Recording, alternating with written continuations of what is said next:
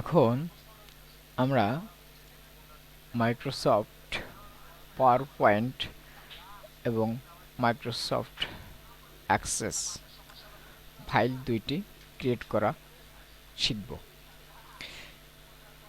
আমরা একইভাবে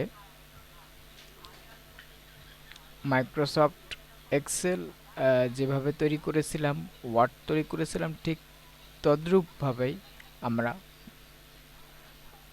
Microsoft power point এবং মাইক্রোসফট অ্যাক্সেস ফাইল দুটি তৈরি করা শিখব।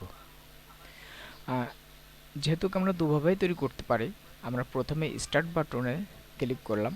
ক্লিক করে আমরা অল প্রোগ্রামের যে অ্যাপস লিস্ট আছে সেখান থেকে আমরা খুঁজে বের করব মাইক্রোসফট অফিস নামক এই ফোল্ডারটি, এবং এই ডিরেক্টরি বা ফোল্ডারের ভিতরে আমরা একটু একটু ফাইন্ড আউট করি যে মাইক্রোসফট পাওয়ার পয়েন্ট এই যে আমরা পেয়ে গেছি। এখানে আমরা ক্লিক করলাম।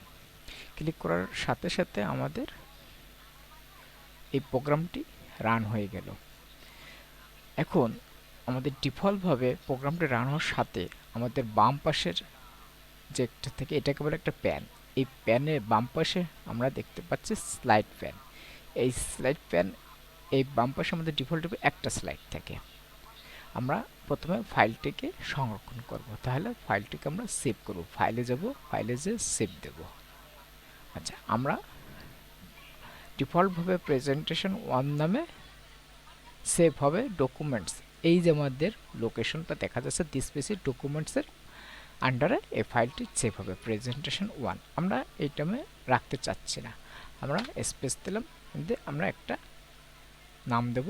নাম দিয়ে সেটাকে আমরা সেভ করব। তাহলে আমরা দিলাম আকাশ, AKASH, আকাশ। আকাশ নামে আমাদের এই পাওয়ারপয়েন্ট ফাইলটি আমাদের সেভ করব। তাহলে আমরা সেভে ক্লিক করলাম, ফাইলটি আমাদের সেভ হয়ে গেল।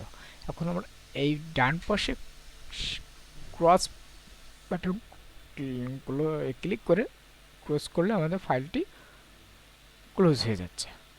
আচ্ছা, আমরা যখন অল প্রোগ্রাম থেকে ফাইলটি তৈরি করেছিলাম, তখন ডিফল্ট হিসেবে আমাদের ডকুমেন্টসের আন্ডারে ফাইলটি আমরা সেভ করেছিলাম। ডিফল্ট হিসেবে ওখানে সেভ হয়েছে। যেমন এই যে আমরা ফাইলটা ওপেন করছি, যে মাইক্রোসফট অ্যাক্সেস, এই মাইক্রোসফট পাওয়ার পয়েন্ট। ঠিক তদ্রূপভাবে এখন আমরা অন্য কোনো লোকেশনে, সাপোজ আমরা ডেস্কটপে যদি একটা পাওয়ার পয়েন্ট ফাইল তৈরি করতে চাই, সেক্ষেত্রে আমরা মাউসের এই ডেস্কটপ পরিবেশের ফাঁকা স্থানে মাউসের ডান বাটন ক্লিক করলাম। করার পরে আমরা নিউ ট্যাব থেকে, পপ আপ মেনু থেকে আমরা মাইক্রোসফট পাওয়ার পয়েন্ট প্রেজেন্টেশন, এই যে আমরা দেখতে পাচ্ছি, আমরা এখানে ক্লিক করলাম। ক্লিক করার সাথে সাথে এখানে আমাদের একটা new Microsoft power point presentation তৈরি হলো, ফাইলটি তৈরি হলো। কিন্তু আমরা ওই ডিফল্ট নামে ফাইলটি তৈরি করব না, আমরা একটা অন্য ভিন্ন নামে ফাইলটি তৈরি করব। আমরা ব্যাকস্পেস চাপলাম, কিবোর্ড থেকে প্রেস করলাম।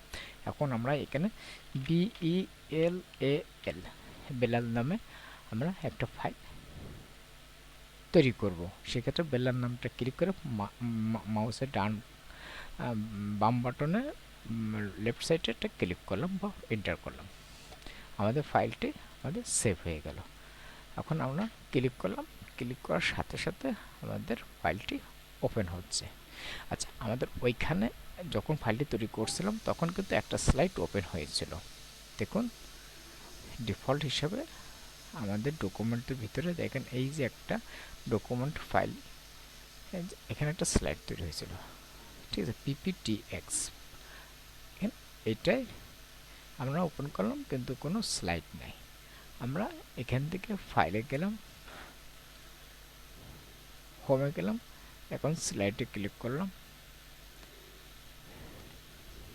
এখানে ক্লিক করলাম, স্লাইড তৈরি হলো। এখানে সেভ দিলাম, ক্লোজ করলাম। এখন আমরা আবার ক্লিক করি, ফাইলটি আমরা দেখতে পাচ্ছি। আচ্ছা, এখন আমরা অ্যাক্সেস, আমরা মাইক্রোসফট অ্যাক্সেস নামে একটা ফাইল তৈরি করব। সেটাও কিন্তু তদ্রুপ একইভাবে আমরা নিউতে ক্লিক করলাম, নিউতে ক্লিক করে মাইক্রোসফট অ্যাক্সেস ডেটাবেস, এটা হচ্ছে ডেটাবেস জাতীয় সকল প্রকার কার্যক্রম এখানে আমরা করতে পারবো। এটা মাইক্রোসফট অ্যাক্সেস ডেটাবেস, আমরা এখানে মুছে দিলাম। আচ্ছা, আমরা এখানে একটা নাম দেবো পিনো। পিনো নামে আমরা একটা Microsoft access file, database file তৈরি করলাম। আমরা এখানে ক্লিক করলাম, মাউসের বাম বাটনে ক্লিক করলাম, ইনেবল কন্টেন্ট করলাম, আমাদের একটা ফাঁকা বা ব্ল্যাঙ্ক একটা ডেটাবেস তৈরি হলো। আমরা এটাকে এক্সিট করলাম। আমরা এইখানে এই ডান পাতের উইন্ডোর ওখানে ক্রস বাটন ক্লিক করে আমরা প্রোগ্রামটি ক্লোজ করতে পারি। আচ্ছা, এখন আমরা একটু ডেস্কটপে তৈরি করা শিখলাম। এখন আমরা দি ডিফল্ট হিসেবে স্টার্ট বাটন থেকে মাইক্রোসফটের যেই ওয়াল প্রোগ্রামস লিস্ট আছে সেখান থেকে আমরা যদি তৈরি করা শিখি, তাহলে মাইক্রোসফট অফিস ওপেন করলাম এবং মাইক্রোসফট অ্যাক্সেস ক্লিক করলাম। ক্লিক করার পর আমাদের এখানে টেমপ্লেট দেখা যাচ্ছে। আমরা এখানে টেমপ্লেটে ক্লিক করে আমরা এইখানে এই যে আপনার ডটের আগে, এখানে ডটের আগে আমরা